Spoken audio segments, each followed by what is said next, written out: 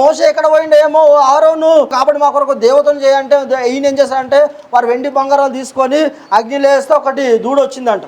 ఆ దూడని చూసుకొని దాని ఏదో సాగిలపడి ఐగుప్తులో నుంచి మమ్మల్ని రప్పించినది ఇదే అని చెప్పేసి దానికి సాగిలపడితే దేవుని ఒక ఎంతగా మండిందంటే మోసతో అంటాడు దేవుడు, మోసే నువ్వు పక్కకు తప్పుకో అన్నాడు. ఇజ్రాయెల్ జాతిని అంతటి కూడా నేను నశింపజేస్తాను, వారందరినీ తుడిచిపెట్టేస్తాను, నీ ద్వారా గొప్ప జనాన్ని లేపుతాను, నీ ఆ సంతతిని ఏం చేస్తానంటే ఆ యొక్క కానానులో ప్రవేశపెడతాను అంటాడు. ప్రజలకు అడ్డుగా మోసే ఏం చేశాడంటే నిలబడ్డాడు. ప్రభువా ఒకవేళ కనుక వారి పాపని పరిగణించలేవు నువ్వేం చేయంటే మొట్టమొదటిగా జీవ గ్రంథం నుంచి నా పేరు దుడిపోయి, రెండోది ఏమన్నాడు, నన్ను చంపే అన్నాడు.